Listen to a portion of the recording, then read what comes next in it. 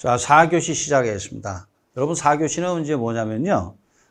이제 이 원금 균등, 원리금 균등에 대해서 계산 문제입니다. 기출 문제인데, 이제 이거를, 이런 내용으로 계산 문제가 나온다. 소개를 시켜드릴게요. 근데 여러분들이, 이거 안 된다고 해서, 되는 분 잘 하시는 거고요. 안 되는 분도 너무 스트레스 받고 그러지 마시고, 한번, 이런 형태로 시험 문제가 나오는구나.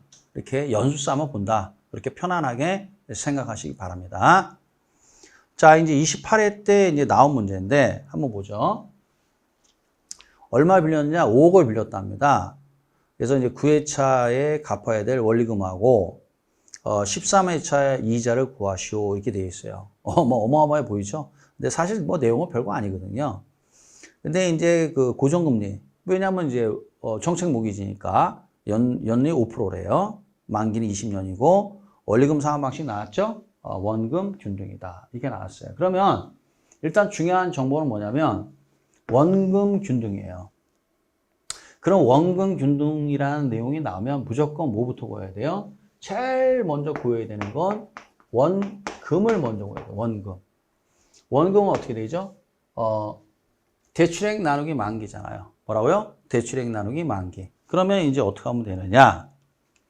여기 이제 5억을 빌렸잖아요. 5억을 이제 10,000원 곱하기 10,000원은 1억입니다. 10,000원 곱하기 10,000원은 뭐라고요? 1억. 그러면 이제 5억을 10,000원 이하 절사해버리면 얼마예요? 50,000원이 돼요. 이게 쉬워요. 왜 이렇게 푸느냐?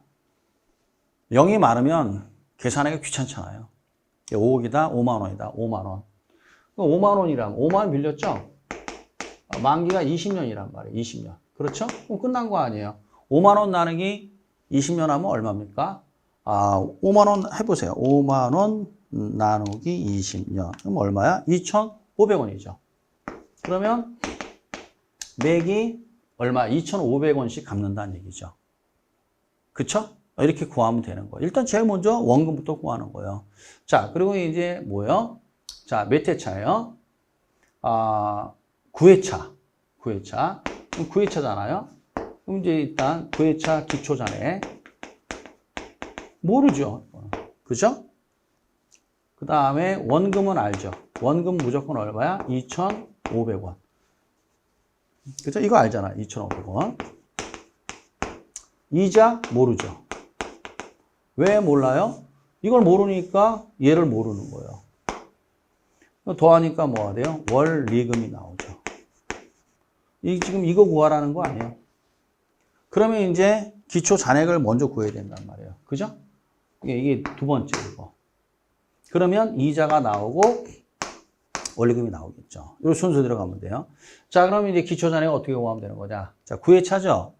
그러면 2,500원씩 8번을 갚았다는 얘기예요. 요 9회차, 그러니까 8회차 기말 잔액이 9회차 기초 잔액이니까 9회차다 그럼 8번 갚았다는 얘기예요. 2,500원 곱하기 8번 하면 되잖아요. 2,500원 곱하기 8번 갚았다. 그러면 2만 원을 갚았다는 얘기예요. 얼마 갚았다? 2만 원. 그러면 5만 원을 빌렸잖아요. 5만 원을 빌렸는데 2만 원을 갚았다는 얘기죠. 그럼 얼마 남았죠? 3만 원이 남았죠. 이게 되는 거죠. 어떻게 구하는지 알겠습니까? 5만 원 중에서 2만 원을 갚았으니까 얼마가 남았다? 3만 원이 남았다. 그럼 여기에 5%잖아요. 이자율. 3, 5, 15니까 아마 1,500원이죠. 더하니까 그럼 얼마가 돼요? 4,000원이 되겠죠. 4,000만 원이죠. 4,000만 원. 답은 뭐야? 1번 아니면 2번이겠네요. 그렇겠죠? 이렇게 구하면 되고. 그 다음에 이제 몇 번째예요? 13회차. 13회차 뭘 구하래요? 요 이자를 구하래요. 이자. 그러면 이제 뭘 알아야 돼? 기초 잔액을 알아야 될 거 아니에요. 원금은 무조건 2,500원인데 이거 쓸 필요도 없죠. 필요 없는 정보니까. 이걸 구해야 되냐, 이거. 기초 잔액이 몇 프로? 여기다가 5% 곱하면은 뭐가 얘가 나오니까. 그죠? 이거 구하라는 얘기 아니에요. 그럼 이것도 한번 해봅시다. 그럼 2,500원씩 몇 번 갚았어요? 13번째니까 12번 갚았죠. 그렇죠? 12번 갚았단 말이에요. 그러면 이제 2,500원 곱하기 12 하면 얼마야? 3만 원이 되겠네요. 3만 원을 갚았단 말이에요. 그럼 5만 원 중에서 3만 원 갚았으니까 얼마 남았어요? 2만 원이 남았죠. 그쵸? 2, 5, 10 하니까 뭐야? 1,000원. 1,000만 원이네요. 정답은 그래서 얼마야? 1번이 되겠습니다. 이렇게.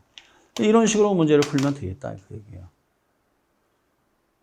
근데 아무래도 이제 처음 공부하는 분들한테는 좀 무리가 따를 수도 있을 거예요. 근데 공부 경험이 있는 분들은 뭐 한번 연습 한번 해보시기 바랍니다.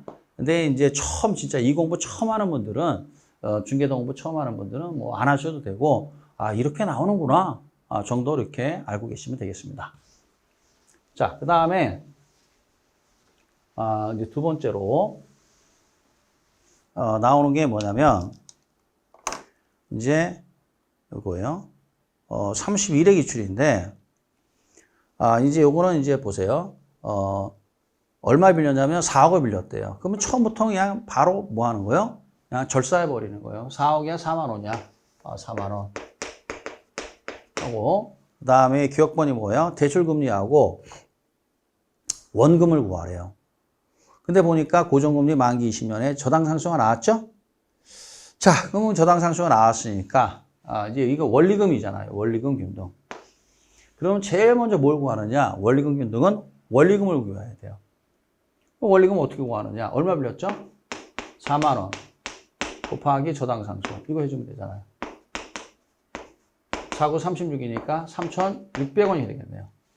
그죠? 그럼 3,600원이 뭐가 돼요? 원리금이 되는 겁니다. 원리금. 이게 일정하다. 그래서 뭐라 그래요? 원리금 균등 상한 조건이다. 이렇게 되는 거죠. 이게. 자, 그러면 이제 이거는 원리금 균등은 무조건 1회차부터 구해야 돼요. 그러면 1회차 기초잔액. 기초잔액이 얼마죠? 4만 원이죠. 원리금이 얼마예요? 원리금 구했잖아요. 원리금이 얼마죠? 3,600원이죠. 여기서 이제 뭐야? 이자를 빼주면 원금이 나오는 건데, 근데 이자를 모르죠. 이자율이 없으니까. 이자율을 구하래요. 이 이자율, 요게 기억번이, 요거를 구하라는 거예요. 근데 원금이 나왔잖아요. 1회차 원금이 얼마래요? 이거 만 원이야 절사하니까 1,000원이래요. 그럼 1회차 원금이 얼마야? 이거 1,000원이니까. 그러면 요 갭이 뭐야? 이자가 되잖아요. 그럼 갭이 얼마야? 2,600원이죠. 그럼 이자가 2,600원이잖아요. 그러므로 이자율은 2,600원 나누기 뭐야? 4만 원. 왜 4만 원이에요? 4만 원 빌렸으니까. 그럼 끝난 거예요. 이렇게. 그러면 이제 2,600원 나누기 4만 원. 얼마입니까? 0.065니까 6.5%가 되겠네요. 6.5%니까 뭐야? 답은 4번 아니면 5번이 되겠죠. 이렇게. 어떻게 이렇게 구하는 겁니다. 그래서 이제 제가 하는 순서가 있잖아요. 요 순서대로 해야 돼요. 이렇게 그래야 딱 풀려요. 그래서 이런 거는 이제 나중에 우리가 5월달 이후에 뭐 문제 풀이를 하거든요. 문풀. 그때 이제 훈련을 하는 겁니다. 이렇게. 지금은 이제 맛만 보세요, 여러분. 자, 그 다음에 이제 뭐라고 나왔어요? 2회차 원금을 구해야 돼요. 2회차 원금. 그럼 1회차 원금 나왔잖아요. 여기 나왔잖아요. 그럼 2회차는 요거잖아요. 요거 구하라는 얘기 아니에요? 요거 금방 구하죠. 그냥 원금은 어떻게 해야 돼요? 1 플러스 이자율만큼 커진다고 그랬잖아요. 원리금 균등에서는. 그러면 1 플러스 0.065 하니까 얼마가 나? 1.065가 나오죠? 그렇죠? 그래서 0.065니까 1.065 나오죠? 1 플러스 이자율이니까. 그러면 얼마야? 곱하기 1.065로 곱해주면 되는 거예요. 여기다가 1,000원 곱하기 1.065 하니까 얼마야? 1,065원 이거죠. 답 나왔죠. 그래서 정답 몇 번이야? 4번이 되는 거죠. 이렇게. 그렇죠? 정답은 그래서 몇 번이야? 4번 이렇게 됩니다. 그래서 원금은 어떻게 해야 돼요? 1 플러스 이자율만큼 커지는 거니까 이렇게. 원리금 일정하죠. 이렇게. 원리금 균등. 그러니까 이제 제가 두 문제를 소개했는데 뭐 이런 맥락이에요. 지금까지 나온 거 보면은 이런 형태로 소개되고 있습니다. 여기에 맞춰서 공부를 하시고 처음 공부하는 분들은 이렇구나 정도 지나가시고 그 다음에 공부 경험이 있는 분들은 이제 뭐 시험을 이제 보셨거나 이런 분들, 경험이 있는 분들은 이거를 한번 잘 풀어보시기 바랍니다. 알았죠? 예, 좋습니다.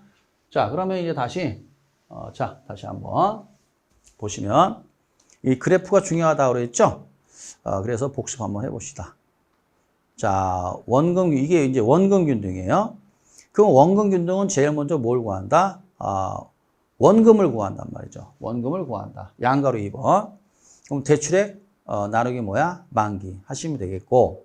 자, 그러면 원금이 일정하다. 그래서 여기 보면은 자, 그래프 보세요. 원금이 일정하죠? 원금이 일정해요. 근데 뒤로 가면 갈수록 기초 잔액이 작아지니까 이자도 작아지죠. 그러면 두 개 더한 게 원리금이니까 원리금도 뒤로 가면 작아지겠죠. 그 다음에 원리금 균등인데, 자, 원리금 균등은 어떻게 구합니까? 원리금을 구해야 되겠죠. 대출액 곱하기 뭐야? 저당 상수 해서 구하는데 원리금이 일정하죠. 일정하게 나옵니다. 그런데 이 원리금 중에서 초기에는 이자가 크죠. 원금은 작아요. 근데 뒤로 갈수록 이자는 작아지고 원금은 커지죠. 자, 그래서 보시면 자, 원리금은 일정한데 초기 이자가 크죠? 뒤로 갈수록 작아지고 원금은 작죠? 뒤로 갈수록 커지고 여러분. 그 다음에 이제 요 그래프 두 개, 여기 꽉 잡고 있어야 되겠죠? 그래서 원리금 상환액, 그럼 초기죠? 제일 큰 게 뭐죠? 순서대로 원금균등, 원리금균등, 최정 또는 점증. 잔액이죠, 잔액. 잔액은 어떻게 해야 돼요? 여기서 이렇게 올라가라 그랬잖아요. 원금균등, 원리금균등, 최정 이런 식으로 하면은 이게 4개 그래프하고 간단하게 그 내용들을 숙지한 거죠. 그러면 웬만한 문제가 풀려요, 이렇게. 예, 왜 그러느냐? 이거는 전부 다 뭐 때문에 그런 거죠? 이거의 출발점은 뭐죠, 여러분? 이거의 출발점은 바로 정책 모기지다. 그렇죠? 그래서 특례 보금자리론 나오는데 총 이 원리금 상환 방식이 몇 가지가 있다? 3가지. 원금균등, 원리금균등, 최정 또는 점증으로 시작을 한 거죠. 그래서 전부 다 어떻게 해요? 장기 절이니까 만기는 10년 이상, 30년 이하고 고정금리고 그 다음에 절이죠. 그렇죠? 뭐 이런 내용들 이제 알고 계시면 되겠습니다. 그 다음에 이제 여기에는 없지만은 이걸 우리가 뭐라 하느냐? 요거를 우리가 좀 살을 붙이면 이거를 뭐라 하느냐면 이거는 지금 뭐 얘기하는 게 주택 소비금융이라고 그래요. 주택 소비금융. 그래서 주택의 소비자가 주택의 수요자가 받는 대출, 주담대 또는 모기지론 하시면 되겠어요. 자, 그래서 이제 여기서 말하는 모기지론은 주택담보대출인데 그 대출금을 오로지 집을 사는 데만 써야 되는 거죠. 이렇게 되는 거고. 그래서 근데 이거와 대비되는 게 뭐가 있냐면은 이거를 좀 주택을 공급하는 건설회사 입장에서 돈을 빌려야 된단 말이죠. 그걸 뭐라 하느냐? 주택개발금융이라고 그래요. 이건 뭐야? 건설회사, 주택을 공급하는 사람들이 받는 개발업자들이, 아파트 개발업자들이 또는 건설회사가 받는 대출이에요. 이거의 대명사가 뭐야? 프로젝트 파이낸싱이에요. PF라고. 여러분들 PF 많이 들어보셨을 거예요. 이 PF가, 요거는 어떻게 돼요? 이 개발업자가 받는, 건설회사가 받는 대출. 이거는 뭐죠, 여러분? 이거는 주택의 수요자가 받는 대출, 주담대 또는 모기지론. 이 두 개가 있단 말이에요, 우리가. 그러니까 수요가 됐든, 이건 수요자죠. 이거는 이제 공급자죠. 그러니까 수요자가 됐든, 공급자가 됐든, 전부 다 뭐야? 대출을 받아야 되는 거죠. 이 대출 받는 걸 우리가 뭐라 하죠? 금융이라 하죠. 이 대출 받는단 말이에요, 이렇게. 그러니까 따라서 이제 금융이 이게 안정적으로 안 돌아가기 시작하면 어떻게 돼요? 주택시장은 마비되는 거예요. 이게 또 안 되고, 보세요. 이것도 안 되고, 이것도 안 되니까 마비가 되는 거죠. 현재 보면 시중은행이 됐든 뭐가 됐든 모기지 안 해준단 말이에요. 이거 안 해주려고 그래. 대출을 안 해주려고 한단 말이에요. 억제하고 있어요. 이것도 안 해준단 말이에요. 그러면 얘도 안 되고 이것도 안 되잖아요. 근데 시장이 돌아가겠어요? 시장이 위축되는 거죠. 그럼 뭐 어떻게 돼요? 주택시장이 위축이 된다는 얘기 아니에요. 그렇죠? 이 주택시장이 위축된다는 건 다시 뭐야? 거래가 증가한다, 감소한다? 감소한다. 거래가 거의 안 되는 거죠. 거래가 안 되는 거예요. 그러면 집값은 오를까요? 떨어질까요? 떨어지는 거죠. 그러니까 집값 떨어질 것밖에 남은 게 없어요. 그러니까 우리가 결국 금융을 이렇게 미주알, 고주알 배우는 이유가 뭐냐면 이 부동산 시장 또는 주택 시장을 이렇게 이해하기 위해서는 이런 게 필수란 말이에요. 이런 거 모르고서는 주택 시장을 분석을 못 해요. 그러니까 전망을 못 하는 거죠. 그래서 뭐 예를 들어서 그 장사꾼들은 뭐라 그래요? 공급이 안 돼가지고 집값 오를 거다. 아이고. 거기에 또 녹아나가지고 어떻게 해야 돼요? 뭡니까? 또 대출 영끌 해가지고 말해요. 참, 자기 선택이니까 말은 못하겠지만 그게 아니죠. 이런 걸 좀 이걸 상식적으로 알면 어떻게 해야 돼요? 지금 들어가면 안 되는 거구나. 이렇게 되는 거죠. 서울에 지금 지금 부동산 사무실에 나와 있는 게 8만 건 정도 되네. 어마어마하게 많은 거예요, 지금. 어마어마하게. 이게 뭐예요? 지금 다 팔겠다 이거야. 팔긴데 뭐 살 사람이 없잖아요. 거래가 없다는 건 살 사람이 없다니. 왜 없어요? 뭐 대출을 못 받는데, 그리고 대출 금리가 이렇게 높은데 누가 그걸 받아요? 이게. 그러니까 못 받는 거예요. 그러니까 뭐 부동산 사무실 가면 뭐 나와 있는 아파트는 엄청 많은데 살 사람이 없는 거지. 그럼 어떻게 해야 돼요? 결국 가격이 떨어져야죠. 그러면 이제 또 붙겠지, 이제. 뭐 이렇게 우리가 예상을 한다. 그래서 이제 지금 얘기한 게 뭐냐면, 여기를 봤으니까, 이제부터 보는 건 이제 뭐냐, 이제 부동산을 공급하는 자 입장에서 이제 보는 겁니다. 이제 이게 개발론이라는 거예요. 이제 개발론으로 넘어가는 거예요. 그러면 이제 우리가 개발론은 이제 공급자 입장, 이 입장에서 보는 거예요. 이제 이걸 이제 용어를 좀 하셔야 되는데, 자, 이제 어떻게 되는 거냐면, 자, 이제 요 개발이 나오죠? 테마 14에서 개발이 나오는데, 여기 보면 이제 시행자라고, 시행자가 나오고, 그 다음에 시공은 구별된다. 이렇게 돼 있단 말이에요. 시행과 시공이라는 말이 나와요. 이게 뭔 말이냐? 이렇게 되는 건데, 자, 이제 하면 이렇게 돼요. 이제 앞으로 이제 우리가, 흔히 부동산 개발업자, 이 자를 뭐라 하냐면, 이걸 개발업자라고 해요. 이퀄 뭐냐면 이건 시행자가 되는 거예요. 시행자. 시공자를 하는 게 아니라 시행자라고 한단 말이에요. 그러면 이제 시행자가 되는 건데, 이 자를 이제 뭐냐면, 두 개의 법이 있어요. 여러분들이 주택법이라고 배우실 거예요. 여기 보면 이제 주택법이라고 되어 있는데, 이 주택법에서 여기 이제 시행자를 이제 등록 사업자가 돼요. 주택법에 의해서 등록한 자, 등록 사업자.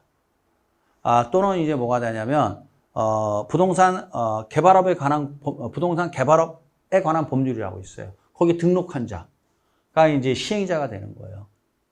이게 이렇게 엄격한 의미에서는. 근데 또 이렇게 얘기하면 못 알아들으시잖아요. 그래서 이제 여러분들이 간단하게 좀 알 수 있는 거는 개발의 주체를 얘기하는 거, 부동산을 공급하는 주체. 그러면 이제 주체가 누구냐면 건축법이라고 이제 여러분들이 배우실 거예요. 그래서 건축주라고 그래요. 건축주 많이 들어보셨죠? 이 건축주가, 이자가 결국은 뭐야? 시행자예요. 이자가. 건축법에서는 건축주라 해요. 이자가 시행자고, 도시개발법에서는 뭐라 하냐면, 도시개발법이나 또는 도시및 주거환경정비법이라고 있어요. 여기서는 뭐라 그래요? 시행자라고 그래요. 시행자. 이때는 시행자. 그 다음에 주택법에서는 사업주체라고 그래요. 이게 모두 같은 말이에요, 이게. 그래서 이제 이거를 다 그냥 우리는 그냥 시행자 이렇게 칭해버린단 말이에요. 시행자 이퀄 뭐야? 부동산 개발업자가 되는 거예요. 이자가. 그러면 우리가 이제 건축주나 또는 이제 시행자라는 말을 쓰는데, 그러면 건축주나 시행자가 되기 위해서는 이제 같은 말이라고 생각하시면 돼요. 시행자, 건축주, 부동산 개발업자. 이자가 되기 위해서는 반드시 뭐야? 사업 부지를 확보해야 돼요.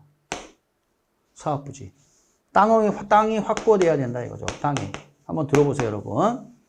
땅이 확보되지 않으면 건축 허가를 받을 수도 없고, 그 다음에 사업 시행에 대한 그 승인을 받을 수가 없어요. 이게 뭐냐면 이거는 자기가 뭐 하고 싶었다고 뭐 하는 게 아니고 전부 다 어떻게 해야 돼요? 이 허가권자 또는 인가권자, 승인권자로부터 승인을 받아야 돼요. 그게 보통 누구냐면은 서울 같은 경우는 강남구청장이에요. 강남구인데 서초구입니다. 죄송합니다. 서초구청장이 승인권자 또는 허가권자예요. 서초구청장이. 그럼 구청장한테 사업 승인이 됐든 또는 건축 허가가 됐든 이걸 받기 위해서는 반드시 사업 부지를 확보해야 돼요. 근데 어떨 때는 건축법이고 어떨 때는 이제 주택법이 되는 건데 그건 지금은 구별할 필요 없어요. 그럴 필요 없고 그냥 여러분들은 그냥 건축주나 시행자나 뭐 같은 말인데 여기서 반드시 알아야 되는 건 뭐예요? 땅이 있어야만이 건축 허가가 됐든 시행이 됐든 서초구청장으로부터 받을 수가 있다. 만약에 이 땅이 없으면 어떻게 해야 돼요? 허가 승인 안 해줘요. 무조건 뭐가 있어야 돼요? 땅이 있어야 돼요. 그러면 이제 결국 어떻게 해야 돼요? 이자가 결국 뭐가 돼요? 토지 소유자가 되는 거죠. 그렇죠? 그래서 이제 이게 아주 공부를 하는데 방해가 되는 거예요. 뭐냐면은 웬 공법이 튀어나오질 않나? 그렇잖아요? 이거 뭐야? 이게 다 같은 말이네? 이렇게 되는 거죠. 그래서 토지 소유자가 결국은 시행자가 되고 건축주가 되는 겁니다. 알았죠? 왜냐? 땅이 없으면 어떻게 해야 돼요? 건축 허가나 사업 시행 또는 승인 이거 받을 수가 없단 말이죠. 이게 구청장한테서. 그래서 토지 소유자가 시행자다, 개발업자다. 이 개발의 주체가 되는 거예요. 자, 그러면 이제 시공은 뭐냐? 이제 시공은 그러면 이제 시행자가 갑이다. 그 갑이 뭐야? 제주권 땅을 확보하는 거예요. 그럼 토지 소유자도 누구요? 갑이죠. 그리고 난 다음에 뭐냐면 설계 도서가 있단 말이에요. 건축을 하기 위해서는 반드시 설계 도서가 있어야 돼요. 그럼 이 설계 도서를 가지고 이게 이제 하청을 줍니다. 이걸 도급이라고 해요. 도급 계약이라고 그래요. 그러면 이 건설회사가 있어요. 이 건설회사하고 이 건설회사가 이 설계 도서를 보고 견적을 내서 어떻게 해야 돼요? 내가 평당 건축비 얼마 해서 사업을 하겠다. 이렇게 하는 거예요. 그럼 뭐 여기가 이제 개발업자 갑이 여기 지정을 하겠죠. 을을 지정하겠죠. 이렇게. 그러면 이제 이걸 도급계약이라 하고 이 건설회사를 뭐라고 그래요? 시공자라고 그래요. 뭐라고요? 시공자. 그럼 얘는 왜 들어오는 거냐? 얘한테서 뭘 받기 위해서? 얘한테서 공사비를 노리고 들어오는 자예요. 이건 시공이라 해요. 그러니까 이자는 그냥 공사비 받을 목적으로 설계도를 보고 여기 건물로 올라가는 거죠. 이렇게. 근데 만약에 이제 이 시행자가 공사비 안 준다. 그러면 이제 이자가 뭐예요? 여러분들이 유치권 행사한다고 하죠. 유치권 행사하는 겁니다. 당 건물은 유치권 행사 건물로서 출입 금함. 이런 현수막 보셨죠? 그러면 시행자가 시공자에게 공사비 못 줬다는 얘기예요. 그러면 이제 유치권을 행사하는 거예요. 이렇게. 용어 아시겠어요? 이 정도 용어 이렇게 알고 계시면 돼요. 그래서 우리가 말하는 이 개발업자는 이자를 얘기하는 거지 이자를 얘기하는 게 아니다 이거죠. 사업의 주체는 이자가 사업의 주체가 되는 거예요. 그래서 여러분 서울 같은 경우에 뭐야 재건축, 재개발 요즘 뭐 특히 여기 이제 서초구 이쪽 방배동 쪽에 이제 뭐야 재건축이죠. 여기는 재건축. 노량진은 재개발인데 그러면 이제 재건축이나 재개발 뭐가 있어요? 조합이 있겠죠. 조합. 그죠? 조합이 시행자가 되는 거예요. 그래서 이제 노량진이니까 동작구청장이죠. 구청장이 이 조합에게 시행권을 준단 말이에요. 이걸 사업시행계획인가라고 해요. 사업시행계획인가. 한지 준단 말이에요. 사업해라. 그럼 이 사람들 땅이 있잖아요. 조합원들 다. 땅 주인들이잖아요. 그럼 이 시행자가 되고 시행자가 조합이고 여기 선정한단 말이에요. 그래서 예를 들어서 롯데건설을 선정했다. 롯데건설. 그럼 뭐 롯데건설을 선정한단 말이에요. 공사비 이거 노리고. 뭐 롯데캐슬로 올라가는 거지 이제. 이자들은 오로지 뭐 받기? 공사비 노리고 들어오는 거예요. 근데 지금 공사비 때문에 이 건설회사하고 조합하고 다툼이 심하죠. 이게. 지금 뭐 알아들으시나 모르겠네. 이 온라인 수업이 그게 참 그래요. 다툼이 생긴단 말이죠. 그래서 그게 문제가 된 게 둔촌주공이죠. 올림픽 파크 포레오. 그래서 몇 년을 질질 끌었죠. 이 공사비 때문에.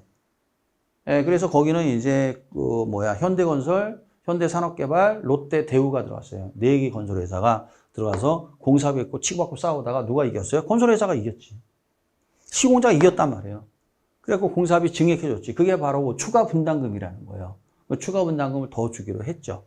그래서 이제 이거 우리가 돌아가는 전반적인 얘기인데 이게 잘 이해가 안 될 수도 있는데 이게 우리가 이제 선생님 너무 어려워요. 그러면 안 되는 거예요. 이런 걸 모르고 여러분들이 부동산을 다루겠다, 상품을 다루겠다? 그건 말도 안 되는 얘기죠. 그래서 이게 좀 서툴고 힘들고 그래도 자꾸만 익히려고 노력을 하셔야 되는 겁니다. 따라서 이렇게 다양하게 표현을 한다. 여기 재개발, 재건축 조합이 시행자가 되고 그래서 사업 시행 계획 인가를 받는 거예요. 시행자가 되고 이 건설회사가 이제 이제 시공자가 된다. 우리한테 중요한 건 이자가 중요한 거다. 이제 이자를 중심으로 해서 공부를 한다. 이렇게 되는 거예요. 그래서 양가로 2번에 보면 이제 시행자 중심이다. 시공은 부동산 개발이 아니에요. 자, 그 다음에 이제 여기 보면 이 분양 원가라는 말이 나올 거예요. 분양 원가. 그래서 이제 시행자 입장에서 이게 제일 중요한 게 분양 원가란 말이에요. 분양 원가. 예, 분양 원가가 1번, 2번, 3번이란 말이에요, 이게. 땅값. 땅이 있어야 뭐 사업을 할 거 아니에요. 그 다음에 공사비. 자, 여기 보면 공사비 줘야 되잖아요. 이제 공사비. 두 번째가 제일 일바가 뭐예요? 일바. 1번이 땅을 매입해줘. 땅값. 2번이 뭐예요? 공사비. 그럼 땅 사고 공사비 이거 줄 때 다 대출 받아요, 이게. 그래서 이게 뭐 브릿지 론이니 뭐 PF니 이런 거 하는데 그거 지금 설명하면 어려우니까 다 대출 받아요. 대출 받으니까 뭘 내야 돼요? 3번으로 이자를 내는 거예요. 이 세 개를 합해서 이게 분양 원가가 되는 거예요. 그럼 이거에 대비 판매가를 뭐라고 그러냐면 분양가라고 그래요. 우리는. 여러분 분양가 많이 들어보셨죠? 이 분양가가 이 시행자 입장에서는 판매가, 얘가 원가 이렇게 되는 거예요. 그럼 당연히 원가보다 이게 높아야 되겠죠, 이게. 그쵸? 그래야 남는 게 이익이잖아요. 그런 맥락에 분양 원가를 잘 보셔야 되겠죠. 그래서 이제 땅값 오르죠. 지금 공사비 몇 년 사이에 엄청 올랐습니다. 이자 오르죠. 원가 오르는 거예요, 이게. 분양 원가. 그러니까 분양가가 오를 수밖에 없는 거예요, 이게. 예, 그래서 이제 이런 거 상식으로 알고 계시면 공부하기가 아주 수월하다. 그래서 이제 그러면 이제 시행자 입장에서, 개발업자 입장에서 분양 원가 오른다는 얘기는 싫다는 얘기, 안 좋다는 얘기예요, 이게. 남는 게 없다는 얘기죠, 이게. 예, 팔아봤자. 그렇다고 분양가를 뭐 터무니없이 높게 받을 수는 없는 노릇이고, 지금 서울에 이제 뭡니까? 그 재건축, 재개발 하면서 그 일반 분양 물량들 터무니없이 높단 말이에요, 지금 분양가가. 욕 바가지로 먹고 있어요. 그래가지고, 이게 너무 높으니까 어떤 현상이 나오냐. 청약률은 굉장히 높단 말이에요, 청약률. 엄청 높아요. 막 60대 1 막 이러니까, 막 100대 1 이런. 중요한 건 계약률이 중요해요, 계약률. 이게 중요한 거예요, 청약률. 계약률이 중요한 건데, 청약률은 예를 들어 60대 1이었어요. 계약률을, 이걸 발표를 안 해. 깜깜이야. 그래갖고 이제 왜 계약률을 발표 안 하느냐? 청약만 많은 거예요. 청약 포기하는 거예요, 이게. 너무 분양가가 비싸니까. 당첨되고도 포기하는 거예요. 그래서 어떻게 해야 돼요? 미계약 물량이 막 나온단 말이에요, 지금. 왜 그래요? 이 분양가가 비싸서 그래요. 가장 근본적인 이유는. 근데 이 그 계약률이 현저히 떨어진단 말이에요, 지금 현재가. 그래서 이제 이 높은 분양가 때문에 그런 건데, 그래서 이제 이런 어떤 그 신문에 또는 방송에 이런 얘기가 뉴스에 나온단 말이에요. 그러면 이게 이런 얘기구나. 그러면 이제 어떻게 해야 돼요? 이 수분양자들이 요 분양을 받은 사람 수분양자를 하는데 아파트 분양 받은 사람들이 청약률은 이렇게 높지만은 어떻게 해야 돼요? 분양가가 너무 비싸갖고 실속이 없구나. 그래서 계약을 포기하는 거예요. 안 해버리는 거예요. 그럼 어떻게 해요? 그 잔여 물량이 나오잖아요. 그럼 이제 2순위, 3순위, 무순위 막 가는 거예요, 이게. 그러면 이제 어떻게 돼요? 골치 아픈 거지, 이게. 자, 어찌됐건 간에 이제 이런 것들을 이해하는데, 뭐 기본이 되는 거니까 혹시 힘드셔도 잘 들어둬야만이 이 부동산학 개론을 공부할 때 편안하다는 얘기예요. 그래서 우리가 수요와 공급인데 금융 이렇게 세 가지인데 수요는 투자고 공급은 개발이고 금융 이렇게 배운단 말이에요. 이렇게 자 됐습니다. 좀 정신이 없을 수도 있어요. 민법하고 비교하면 민법은 가불병정이잖아요, 맨날. 그렇죠? 민법 공부해 보신 분들은 맨날 가불병정인데 우리는 변화무쌍하죠. 어떨 때는 투자자, 어떨 때는 개발업자, 어떨 때는 은행, 막 왔다 갔다 한단 말이에요, 이게. 근데 이 삼각형이에요, 우리는. 결론은 어떻게 돼요? 딱. 이거를 이제 부동산 의사결정 분야라는데 부동산에 투자하는 자, 부동산을 개발하는 자, 시행자, 그 다음에 은행. 부동산 투자론, 개발론, 금융론. 이게 세 가지예요, 이게. 따라서 이게 누구 입장이냐 잘 봐야 돼. 투자자 입장이냐, 아니면 개발업자 입장이냐. 그러니까 주택의 수분양자들은 투자자 입장이고, 개발업자는 건설회사 입장이죠. 그다음 금융은 은행 입장이고. 입장 차이가 생기죠. 입장 차라 하죠. 그래서 누구 입장이냐에 따라서 또 이해관계가 달라지는 거니까, 요 관계 이제 하면은 시장이 이해가 되는 거죠, 이게. 결국 부동산학이라는 건 이와 같이 부동산 시장을 우리가 정확히 분석하기, 학문적인 얘기인데 그냥 여러분들 들어봐 주세요. 부동산학의 존재 이유가 뭐냐 이거예요. 이것도 모르고 부동산학이라는 학문인데 이것도 모르고 이제 공부하는 분들이 많더라 이거죠. 그냥 점수 따기 위해서. 맞죠? 점수 따기 위해서 공부를 하는 건데 부동산학의 어떤 본질은 뭐냐면 이 부동산 시장을 정확히 분석하기 위해서 이 학문이 만들어진 거예요. 그럼 부동산 시장은 그 안에 많은 경쟁이 주체가 있단 말이에요. 그 중에서도 가장 중요한 게 부동산에 투자하는 사람, 개발하는 사람, 금융, 은행이란 말이에요. 이 세 가지가 제일 중요하더라. 이 세 가지만 보면 다 이해가 되는 거예요. 이게 시장이 어떻게 돌아갈지. 그럼 앞으로 이제 시장이 화랑일 거냐, 아니면 불황일 거냐. 왜 전세 사기가 터지고, 그 다음에 왜 전세가가 떨어지고, 매매가가 떨어지고, 신규 분양 물량이 왜 늘어나고 줄어들고, 이런 게 다 이해가 돼요. 이게. 그러면 이제 그분들은 이제 부동산 전문가가 되시는 거죠. 그분들 우리가 부동산 컨설턴트라는 건데, 카운셀러, 전문가가 되시는 거예요.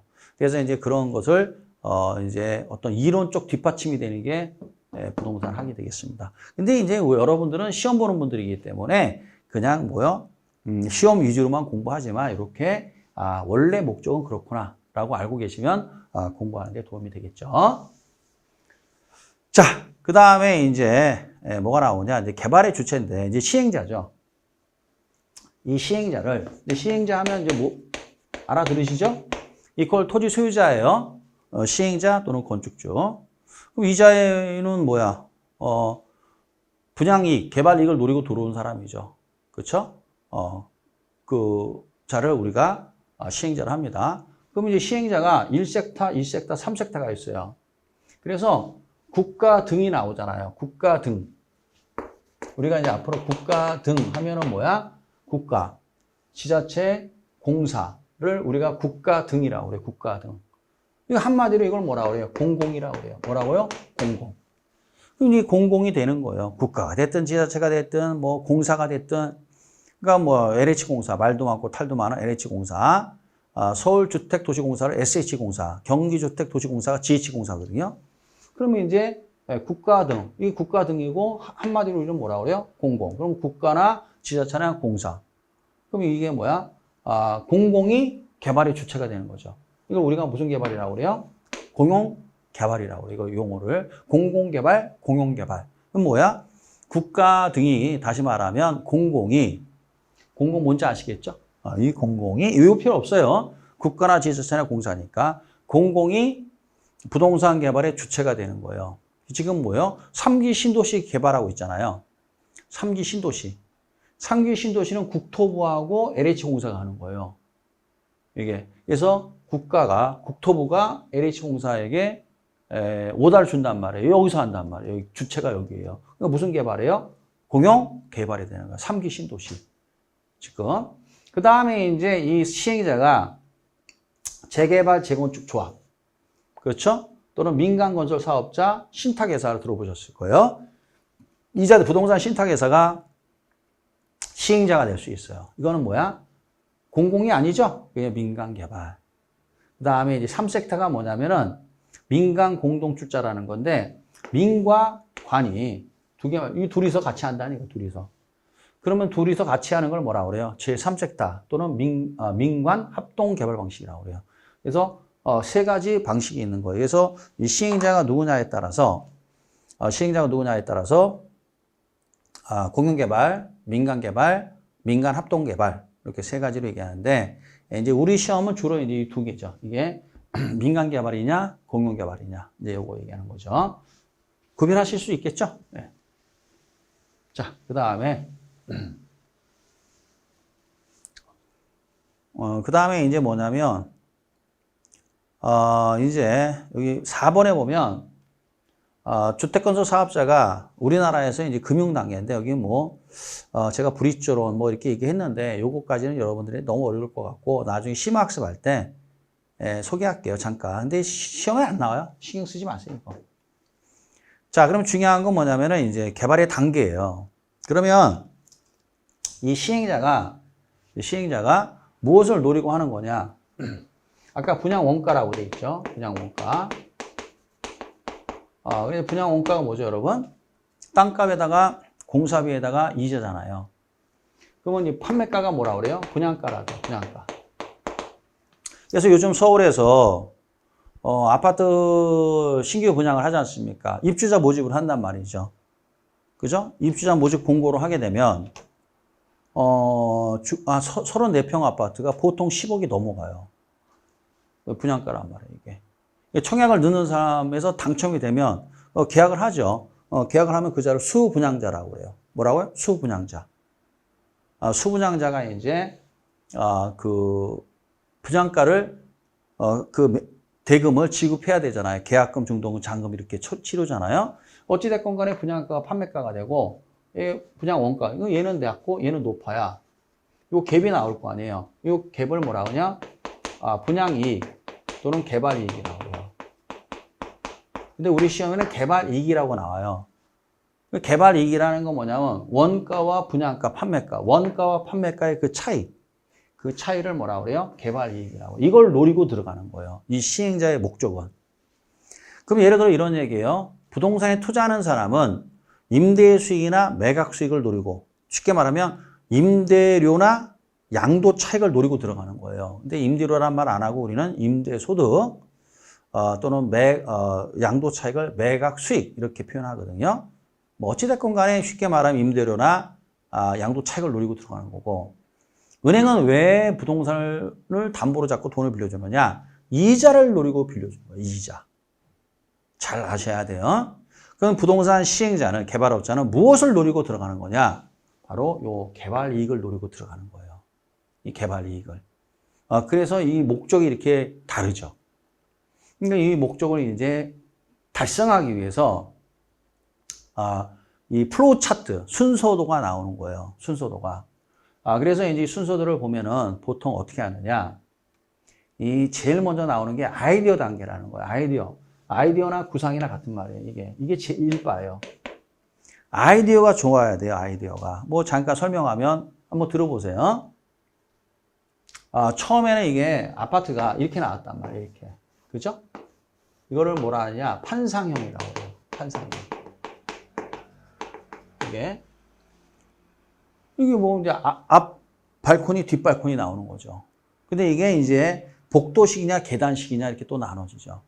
복도식이라는 게 뭐냐면 복도로 이렇게 다니고 뭐 복도식 들어보셨죠? 그래서 뒷발코니가 없어요. 그거는 그냥 복도죠. 나가면 바로 복도예요.